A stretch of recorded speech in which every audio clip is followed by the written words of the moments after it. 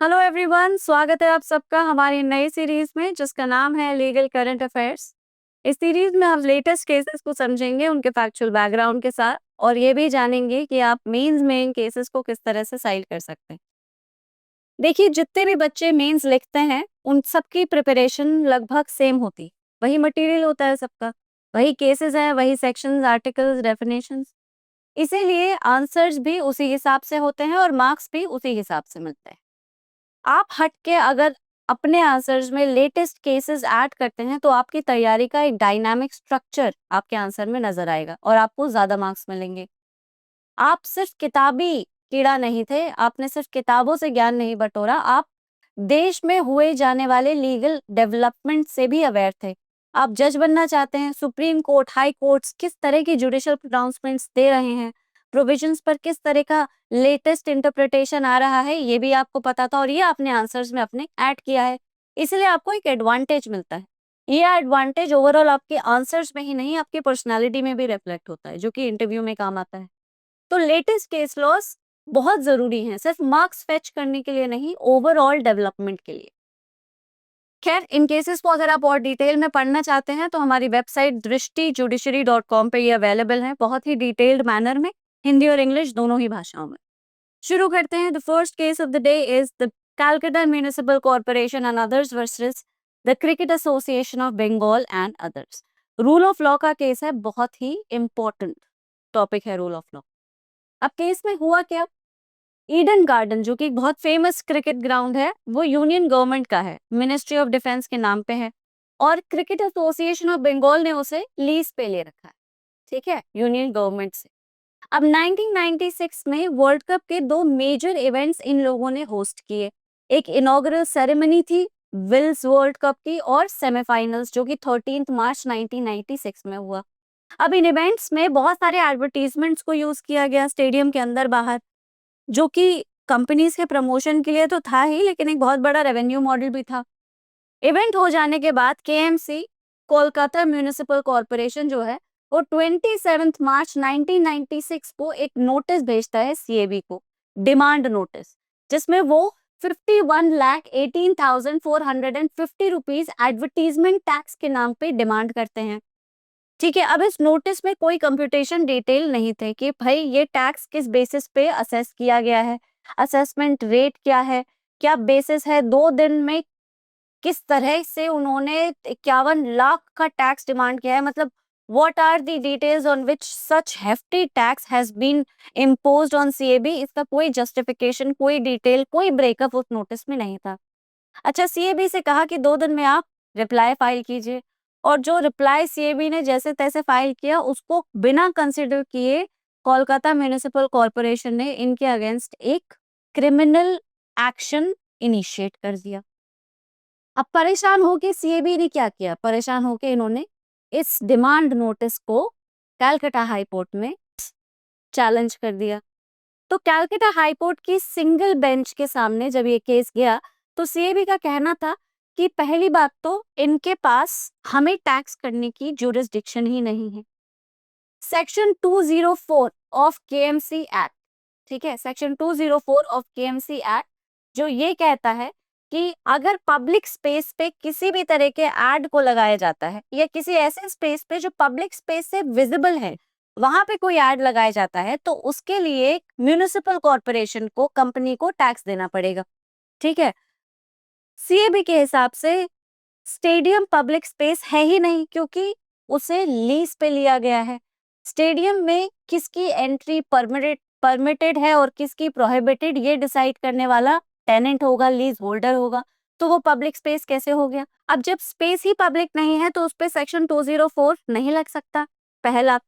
दूसरा, उनका कहना था कि भाई कॉन्स्टिट्यूशनल इम्यूनिटी है हमारे पास, गवर्नमेंट ऑफ इंडिया मतलब सेंट्रल गवर्नमेंट ऑफ इंडिया इस लैंड की ओनर है और आर्टिकल 285 के हिसाब से अगर यूनियन गवर्नमेंट किसी लैंड को ओन करती है तो उस पे किसी भी तरह का स्टेट या लोकल टैक्स नहीं लगाया जा सकता। अब जो मेजर इशू आता है जिसकी वजह से ये केस भी इंपॉर्टेंट है, वो था एक वायलेशन, स्टैट्यूटरी वायलेशन। सीएबी का कहना था कि 2 दिन का रिप्लाई या फिर 2 दिन का टाइम देके रिप्लाई फाइल करने के लिए इन्होंने नेचुरल जस्टिस के रूल्स को वायलेट किया है, स्टैट्यूटरी कंप्लायंस नहीं है। आप हमें 2 दिन का टाइम दे रहे हैं, मतलब आप हमें अपने आप को एक्सप्लेन करने की एम्पल अपॉर्चुनिटी नहीं दे रहे। फिर आप हमारे रिप्लाई को कंसिडर किए बिना हम पर एक क्रिमिनल एक्शन इनिशिएट कर रहे हैं। आप बिना किसी जस्टिफिकेशन, बिना किसी एक्सप्लेनेशन के साथ हम पर इतना हेफ्टी टैक्स लगा रहे हैं। आपने हमें कोई ब्रेकअप नहीं दिया, आपने हमें कोई कंप्यूटेशन डिटेल नहीं फर्निश की, आपने हमें कोई असेसमेंट का फाउंडेशन नहीं दिया। नोटिस में बस 51 लाख रुपए आपने डिमांड कर दिया। उस अमाउंट को आपने कैसे कैलकुलेट किया, किस बेसिस पे कैलकुलेट किया, ये आपने हमें कुछ नहीं बताया। तो ये तो नेचुरल जस्टिस के प्रिंसिपल्स के अगेंस्ट है। ये आर्बिट्रेरी टैक्स है जो आप अपने मनमाने ढंग से हमसे वसूलना चाहते हैं। अब ये सारी बातें सिंगल बेंच ने प्रिमा फेसी मान ली, सारे आर्ग्यूमेंट्स को एक्सेप्ट कर लिया और इस नोटिस को क्वॉश कर दिया। इस क्वॉशिंग के अगेंस्ट जो केएमसी था वो डिवीजन बेंच के पास चला गया अपील में, और डिवीजन बेंच ने वही ऑब्जर्व किया जो कि सिंगल बेंच ने किया था। सबसे पहले आता है स्टैट्यूटरी कंप्लायंस प्रिंसिपल, जिसमें टेलर वर्सेस टेलर के केस को रेफर किया गया था। अब टेलर वर्सेस टेलर में क्या हुआ था? लॉ अपनी पावर को डेलीगेट जब करता है या फिर लॉ पावर को एक्सरसाइज करने के लिए एक मेथड प्रिस्क्राइब करता है। Whenever a statutory power is conferred upon anyone, a department or an entity, तो उस पावर को किस तरह से एक्सरसाइज किया जाएगा उसका पूरा का पूरा मेथड प्रिस्क्राइब होता है। उस मेथड को फॉलो करके ही आप उस पावर को एक्सरसाइज कर सकते हैं। ठीक है, ये है रूल ऑफ लॉ। अगर आपने खुद को पावर दे दी लॉ से, ठीक है, स्टैट्यूटरी पावर आपने क्रिएट कर दी, लेकिन उस पावर को एक्सरसाइज करने का मोड एंड मैकेनिज्म आपने डिटेल नहीं किया, तो वो पावर आर्बिट्रेरी है, आप उस पावर को एक्सरसाइज नहीं कर सकते। और ये होल्ड किया गया था टेलर वर्सेस टेलर में, और ये रूल ऑफ लॉ का एक फाउंडिंग प्रिंसिपल भी है। Supremacy of law, that you are suppose to follow law. आप लॉ को फॉलो कीजिए, ना राजा है ना प्रजा, लॉ सबसे ऊपर है। गवर्नमेंट ऑफ इंडिया भी लॉ को ही फॉलो करेगी, उसी हिसाब से वो फंक्शन कर सकती है। सिर्फ लीगल प्रोसेसेस से ही देश में गवर्नेंस किया जा सकता है। आप किसी भी रूल को, किसी भी रेगुलेशन को, किसी भी लॉ को अगर इम्पोज करते हैं तो प्रॉपर स्टैट्यूटरी कंप्लायंस होना चाहिए। अगर स्टैट्यूटरी कंप्लायंस नहीं है, मतलब स्टैट्यूट में कंप्लाई किस तरह से किया जाएगा, क्या प्रोसेस होना चाहिए, ये नहीं दे रखा, तो आप उस काम को मत कीजिए। टेलर वर्सेस टेलर में से होल्ड किया गया और कोर्ट ने भी यही ऑब्जर्व किया। केएमसी ने टैक्स को कलेक्ट करने की पावर तो खुद को दे रखी है कि भाई एडवर्टीजमेंट के टैक्स को हम कलेक्ट करेंगे, लेकिन उसका असेसमेंट बेसिस क्या होगा, किससे टैक्स कलेक्ट किया जाएगा, पब्लिक स्पेस की डेफिनेशन क्या होगी, ये कुछ भी नहीं दे रखा है एक्ट में। तो इस तरह से उनकी पावर आर्बिट्रेरी हो जाती है और उस पावर को वो आर्बिट्रेरीली एक्सरसाइज भी करते हैं। इस केस में भी उन्होंने यही किया। दूसरा, आर्बिट्रेरी टैक्स असेसमेंट। कोर्ट ने होल्ड किया कि विदाउट फ्रेमिंग रेगुलेशंस और budget estimates prescribing advertisement tax rates, KMC का computation and imposition of such tax would be arbitrary, जिसका कोई रैशनल बेसिस नहीं है। केएमसी अपनी मर्जी से टैक्स को क्वांटिफाई कर सकती है क्योंकि लॉ में कुछ भी प्रिस्क्राइब नहीं कर रखा, which Indian legal system does not allow at all. Natural justice का वायलेशन है ये। कोर्ट ने नोट किया कि डिमांड नोटिस में कंप्यूटेशन डिटेल नहीं है, सिर्फ 2 दिन का रिस्पांस विंडो दिया गया है। हर चीज इतनी अनरीजनेबल और आर्बिट्रेरी है कि आप इस नोटिस को सस्टेन कर ही नहीं सकते। केएमसी सीएबी के रिप्लाई को भी एड्रेस नहीं करती है, उनके अगेंस्ट क्रिमिनल प्रोसीडिंग्स इनिशिएट कर देती है, नेचुरल जस्टिस के प्रिंसिपल्स को वायलेट करती है, ना उन्हें सुनते हैं ना एक्सप्लेनेशन का मौका देती है। ये तो बिल्कुल नहीं अलाउ कर सकते हैं। Legal unsustainability of demand. Court ने ये होल्ड किया कि भाई डिमांड नोटिस जो है वो सस्टेनेबल नहीं है, क्योंकि 51 लाख रुपीस का कोई ब्रेकअप नहीं है। किन एडवर्टीजमेंट्स को आप चार्ज कर रहे हैं, किस बेसिस पे चार्ज कर रहे हैं, किस रेट पे चार्ज कर रहे हैं, कुछ भी नहीं दिया हुआ। This can not happen. अब आती है पब्लिक स्पेस की डेफिनेशन। कोर्ट ने कहा कि देखो, पब्लिक स्पेस की एक ऑर्गेनिक नेचुरल डेफिनेशन है, अपने हिसाब से पब्लिक स्पेस इंटरप्रेट नहीं किया जा सकता। पब्लिक स्पेस एक ऐसा एरिया है जो कि पब्लिक के लिए एक्सेसिबल है विदाउट एनी रेस्ट्रिक्शन, जिसे पब्लिक अपनी मन मर्जी से कभी भी किसी भी वक्त एक्सेस कर सकती है, किसी रूल्स या रेगुलेशन, किसी परमिशन की जरूरत नहीं। ये होता है पब्लिक स्पेस। जिस स्टेडियम में घुसने के लिए एंट्री टिकट देना पड़े, वो पब्लिक स्पेस कैसे हो सकता है? तो आपका जो फाउंडिंग प्रिंसिपल था, पब्लिक स्पेस के बेसिस पे आपने जो टैक्स लगाया था, वही गलत है। फाउंडेशन ही आपकी वीक है। अब केएमसी ने कहा कि नहीं ये रेस्ट्रिक्टेड पब्लिक स्पेस है, तो कोर्ट ने फिर थोड़ी सी डांट लगा दी कि भाई रेस्ट्रिक्टेड पब्लिक स्पेस क्या होता है, what is it? Eden garden is a private space जिसकी लीज सीएबी के पास है। एज लीज होल्डर्स उसके पोजेशन का पूरा राइट उनके पास है। किसको वो अंदर आने देते हैं, किसको वो बाहर भेज देते हैं, ये उनका राइट। आप इस राइट को अपनी तरह से इंटरप्रेट करके उस प्राइवेट स्पेस को पब्लिक स्पेस की कैटेगरी में नहीं डाल सकते।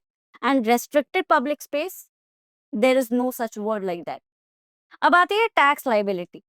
सीएबी का कहना था कि अगर टैक्स लाइबिलिटी होती भी, अगर टैक्स लेविएबल होता भी, तो वो हम पर क्यों लगता?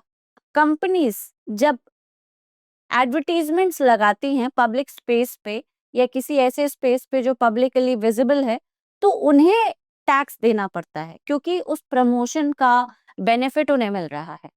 अब यहाँ पे हमारे और कंपनीज के बीच में इस तरह का कोई अग्रीमेंट या अरेंजमेंट नहीं था कि सर जो टैक्स लगेगा वो आप हमारी तरफ से दे देना। तो अगर उन्हें टैक्स लगाना भी है तो उन कंपनीज पे लगाए जिन्हें उस प्रमोशन का बेनिफिट मिल रहा है, हम क्यों टैक्स देंगे? ठीक है, तो टैक्स डिमांड करने का जो पूरा प्रिंसिपल है वही फॉल्टी है। They are not demanding tax from right authorities. पहले तो लेविएबल ही नहीं है, लेविएबल होता तो भी ये हमसे टैक्स डिमांड नहीं कर सकते थे। And court agreed to it.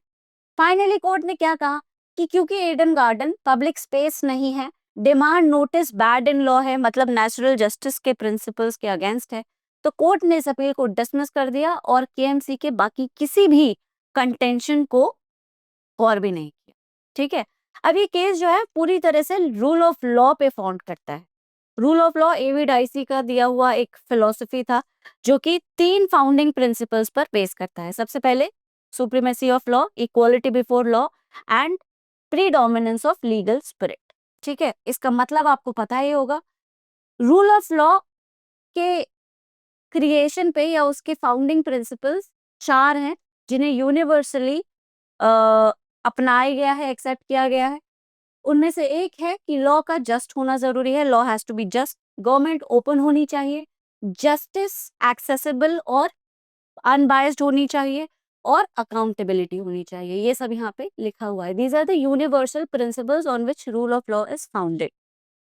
अब इंडियन लॉ में रूल ऑफ लॉ एक्सप्लिसिटली कहीं भी मेंशन नहीं है, लेकिन सुप्रीम कोर्ट ने रूल ऑफ लॉ को इंडियन कॉन्स्टिट्यूशन का बेसिक स्ट्रक्चर कहा है और उसे बहुत सारे आर्टिकल्स में देखा भी जाता है। आर्टिकल 13, 32 टू 26, 136, 142, 14, 21, ये सारे के सारे रूल ऑफ लॉ के ही डेरिवेशंस। ठीक है, डाइसी के 3 प्रिंसिपल्स क्या है ये हमें पता ही है। कोर कैरेक्टरिस्टिक्स क्या है रूल ऑफ लॉ के? भाई rule of law ensures supremacy of law. You understand what supremacy of law is? कि भाई कोर कैरेक्टरिस्टिक्स क्या है ये हमने समझ लिया। Rule of law ensures supremacy of law, equality before law and protection against arbitrary actions. Requirement that all government actions conform to law and that the judiciary serves as preserver and protector of this principle. ये है predominance of legal spirit. ठीक है, constitutional implementation I've already told you, it is binding on all organs, चाहे executive हो, चाहे legislative या judiciary, rule of law सब पे apply होता है। नेचुरल जस्टिस के साथ इसका बहुत ही इनहेरेंट इंटीग्रेशन है। It takes into account the principle of natural justice and serve as a fundamental basis of democracies around the world. ठीक है, the fact that judiciary has to be independent and impartial is the most crucial manifestation of rule of law, जो कि हर democracy का एक founding pillar भी। India में rule of law strictest sense में अप्लाई नहीं होता, जैसे supremacy of law, no one is above law, law is uniformly applicable to everyone, चाहे जनता हो, चाहे जनता हो या सरकार, मंत्री हो या फिर आम नागरिक, रूल ऑफ लॉ या लॉ सब पे वैसे ही अप्लाई होता है। हमारे देश में थोड़े एक्सेप्शनल सर्कमस्टांसेस हैं, जैसे कि प्रेसिडेंट, एमपीज, एमएलएस को इम्यूनिटी दी हुई है, फिर फॉरेन डिप्लोमेट्स को भी कुछ इम्यूनिटी दी हुई है, तो they are not treated like everyone else, right. Article 285 जो कि इस केस का बहुत इंपॉर्टेंट एस्पेक्ट था, exemplifies rule of law by establishing clear constitutional principles for union property taxation, providing general exemption from state taxation, while allowing specific exceptions for pre-constitutional liabilities, thus preventing arbitrary state action against union property. ठीक है, तो ये था हमारा case, यहाँ पे लिखा हुआ है, मैंने समझा भी दिया। आई होप आपको समझ आ गया। नेक्स्ट केस पे चलते हैं। नेक्स्ट केस है PPL copyright issue phonographic performance limited versus Azure hospitality private limited. अब ये केस ओवरऑल तो बहुत बड़े एस्पेक्ट को रिलेट करता है कॉपीराइट की लाइसेंसिंग की, ठीक है, लेकिन इस केस में अभी सिर्फ इंटरिम ऑर्डर के स्कोप एंड एप्लीकेशन को डिस्कस किया गया है। जो मेरिट्स पे जो इशू थे कि भाई कॉपीराइट लाइसेंसिंग का क्या स्कोप ऑफ एप्लीकेशन है, section 33 of the copyright act किस तरह से अप्लाई होता है, इंडिविजुअल कैपेसिटी क्या है लाइसेंसिंग की, एटसेट्रा, ये सारे के सारे कोर इश्यूज जो हैं इनके ऊपर जजमेंट अभी रिजर्व्ड है, but whatever has been held in this case is still very very important। ठीक है, क्या हुआ इस केस में पहले समझ लेते हैं।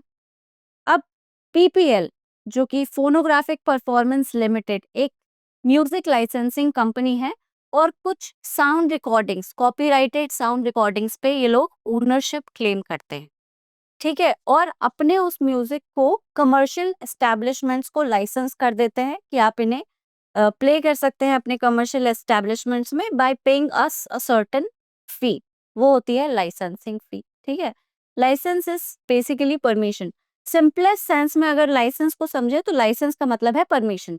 आप सड़क पे गाड़ी चला सकते हैं, सरकार ने आपको ये परमिशन दे दी है, कैसे? लाइसेंस से। लीगल भाषा में ये थोड़ा सा और कॉम्प्लेक्स है, लेकिन सिंपल वे में अगर आप समझना चाहें तो लाइसेंस यही होता है, परमिशन ही। ठीक, अब पीपीएल कमर्शियल एस्टैब्लिशमेंट को अपने म्यूजिक को यूज करने की परमिशन देता है विद अ सर्टेन फी।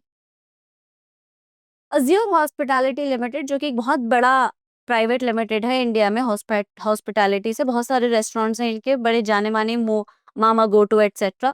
ये अपने रेस्टोरेंट्स और बार्स में पीपीएल का कॉपीराइटेड म्यूजिक प्ले कर रहे थे बिना किसी लाइसेंस या फिर पेमेंट के। पीपीएल को पता चल गया, इन्होंने तुरंत नोटिस भेजा कि भाई आप फ्री में ये म्यूजिक प्ले नहीं कर सकते, आप हमें लाइसेंस फी दीजिए। अजोर हॉस्पिटैलिटी ने कहा कि आपको क्यों दें हम फी। उन्होंने इनकी अथॉरिटी को चैलेंज कर दिया कि हमसे लाइसेंस फी वसूलने की अथॉरिटी आपके पास नहीं, क्योंकि देश में लाइसेंस फी सर्टेन रजिस्टर्ड सोसाइटी ही अक्रू या फिर एक्सट्रैक्ट कर सकती है। सिंपल भाषा में ये लोग सेक्शन 33 के बारे में बात कर रहे थे। सेक्शन 33 क्या कहता है? Section 33 of the copyright act says कि इंडिविजुअल कैपेसिटी में तो आप लाइसेंस दे सकते हैं। मतलब अगर मैंने कोई वर्क क्रिएट किया है, any creation of mind, artistic, music, anything which is copyrightable, मैं अपनी इंडिविजुअल कैपेसिटी में एज एन ओनर उसको यूज करने की परमिशन दे सकती हूँ, क्योंकि मेरा ही काम है। लेकिन कॉपीराइट के लाइसेंस को देने का बिजनेस नहीं किया जा सकता। मतलब सिंपल भाषा में मैं अपने घर को तो किराए पे दे सकती हूँ, लेकिन किसी और के घर को किराए पे नहीं दे सकती। कॉपीराइट एक्ट ये परमिट नहीं करता, ठीक है। लेकिन अगर आप एक रजिस्टर्ड कॉपीराइट सोसाइटी हैं तो आप दूसरे के वर्क के भी लाइसेंस को दे सकते हैं। मतलब आप दूसरे के घर के को भी रेंट पे उठा सकते हैं अगर आपके पास इसको करने की परमिशन है तो। Section 33 prohibits the business of licensing others' works unless you are a registered copyright society। India में इस तरह की रजिस्टर्ड कॉपीराइट सोसाइटी है और यही था इस केस का एक्चुअल कॉम्प्लेक्स इशू, ठीक है। So we have RNPL which is recorded music performance limited, एक रजिस्टर्ड कॉपीराइट सोसाइटी जो कि कॉपीराइट्स के राइट या कॉपीराइट्स या साउंड रिकॉर्डिंग्स के राइट को मैनेज करती है और टैरिफ्स पे डिसाइड करती है जिसके बेसिस पे पेमेंट एक्सट्रैक्ट किया जा सकता है, ठीक। अज्योर हॉस्पिटैलिटी का कहना था कि भाई अगर हम लाइसेंस की फी देंगे भी तो आपको क्यों देंगे, हम RNPL को देंगे, है ना। आप हमसे लाइसेंस की फी एक्सट्रैक्ट नहीं कर सकते। अब देखो दो चैलेंज है, अगर मैं कह रहा हूं कि काम मेरा है तो मुझे पेमेंट दो, तो पहले मुझे साबित तो करना पड़ेगा कि काम मेरा है। जैसे घर अगर मैं अपना किराए पे उठाऊं तो मेरा मालिक मकान होना भी तो जरूरी है। अजोर हॉस्पिटैलिटी यही कह रहा था कि तुम मालिक हो, ओनर हो, ये हम कैसे मान लें। तुम रजिस्टर्ड कॉपीराइट सोसाइटी नहीं हो, ये हमें पता है, मालिक हो या नहीं ये हमें नहीं पता, तो हम तो वही करेंगे जो हम कर रहे थे। We don't know about your ownership, we know कि सेक्शन 33 सिर्फ आरएमपीएल को परमिशन देता है हम पे किसी तरह के लाइसेंस को इम्पोज करने की। तो legally we are only bound to pay any payment to RMPL, not you. इनकी अथॉरिटी क्वेश्चन कर दी, इनकी लाइसेंस फी को एक्सट्रैक्ट करने की पावर को चैलेंज कर दिया, और अजोर उनके कॉपीराइटेड वर्क को बिना पेमेंट के यूज कर रहा है, ये पीपीएल का इशू था। खैर, अब केस पहुंचता है दिल्ली हाई कोर्ट की सिंगल बेंच के सामने। सिंगल बेंच में प्रेमा फेसी पीपीएल के आर्ग्यूमेंट को एक्सेप्टेंस दिया गया, एक्नॉलेज दिया गया। उन्होंने इनकी ओनरशिप को एक्नॉलेज करके कहा कि भाई इनकी इनहेरेंट ओनरशिप है, आप इनके म्यूजिक को बिना लाइसेंस के प्ले नहीं कर सकते, तो आप तब तक इनके म्यूजिक को प्ले नहीं करेंगे जब तक कि आप लाइसेंस फी पे नहीं कर देते। ठीक है, तो एक इंटरिम ऑर्डर से उनको रेस्ट्रिक्ट कर दिया गया that you can not play any copyrighted music. खैर, इस ऑर्डर को दिल्ली के डिवीजन बेंच में, दिल्ली हाई कोर्ट के डिवीजन बेंच में चैलेंज कर दिया। अब इन्होंने इसी इंटरिम ऑर्डर को मॉडिफाई करके कहा कि आप म्यूजिक प्ले कर लीजिए बट फ्री में नहीं, पेमेंट दे दीजिए। आरएमपीएल ने जो टैरिफ्स डिसाइड कर किए हैं उन्हीं के बेसिस पे पीपीएल को पेमेंट दे दीजिए, ओनरशिप है उनके पास। अब ये ओनरशिप एक्चुअल है कि नहीं, वो लाइसेंस दे सकते हैं या नहीं, अजोर के क्या राइट्स हैं, पीपीएल के क्या राइट्स हैं, इनका final determination Delhi high court ने रिजर्व कर लिया, और इस मॉडिफाइड इंटरिम ऑर्डर को अजोर हॉस्पिटैलिटी ने फाइनली सुप्रीम कोर्ट में चैलेंज किया। अब सुप्रीम कोर्ट ने क्या किया कि वो सिंगल डिवीजन बेंच से जो इंटरिम ऑर्डर आया था और डिवीजन बेंच से जो ऑर्डर आया था, उन दोनों को ही क्वॉश कर दिया। इसका इफेक्ट ये हुआ कि उसके ऊपर से जितना भी बैन था वो सब हट गया, उन्होंने फ्री में म्यूजिक चलाना शुरू कर दिया। अब कनंट्रम ये हुआ कि सुप्रीम कोर्ट के इस क्वॉशिंग से ये अज्योर हॉस्पिटैलिटी टेम्परेरीली फ्री हो गया कॉपीराइटेड म्यूजिक को फ्री में प्ले करने के लिए। बाकी एस्टैब्लिशमेंट्स ने भी यही शुरू शुरू कर दिया करना कि भाई ये लोग फ्री में बजा रहे हैं, क्योंकि ओनरशिप पता नहीं है भी कि नहीं पीपीएल के पास, तो हम भी बजाएंगे फ्री में। और पीपीएल का कॉपीराइटेड म्यूजिक हर कमर्शियल एस्टैब्लिशमेंट में बिना किसी पेमेंट के बजने लगा। अब ये केओस जनरेट हो गया भाई, हॉस्पिटैलिटी में पीपीएल को बहुत ज्यादा लॉसेस होने लगे। सवाल जो था इस केस का वो ये था कि इंटरिम रिलीफ का स्कोप एंड एप्लीकेशन क्या है। ये जो इंजंक्शन ऑर्डर्स पास होते हैं क्या ये सब पे लगते हैं? जैसे फॉर एग्जाम्पल मेरे फादर कहते हैं हमारे घर में 3 बच्चे हैं, और वो कहते हैं जिस भी बच्चे के 97 एंड अबव आए उनको साइकिल मिलेगी। ठीक है, अब तीनों ही बच्चों के 97 आ जाते हैं, तीनों को साइकिल मिल जाएगी। पड़ोसी का बच्चा भी सुन लेता है ये बात, और वो कहता है अंकल मेरे तो 98 आए हैं, मुझे भी साइकिल दो। अब अंकल परेशान कि अब इसको भी देनी पड़ेगी क्या?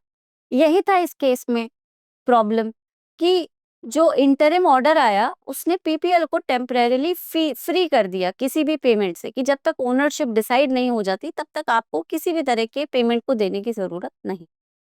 जब उस पे फाइनल डिटर्मिनेशन आ जाएगा तब हम डिसाइड करेंगे, तब दिल्ली हाई कोर्ट डिसाइड करेगा कि पेमेंट देना है, किसको देना है, एक्सेट्रा।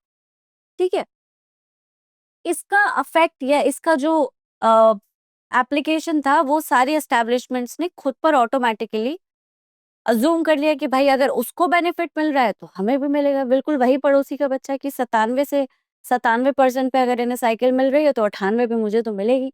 भाई घर के बच्चों को साइकिल मिलेगी, ये सबको पूरे जहान में जितने भी बच्चे हैं जिन्होंने 97% स्कोर किया है उनको मिल जाएगी, हमारे पिताजी तो नहीं कर पाएंगे ऐसा।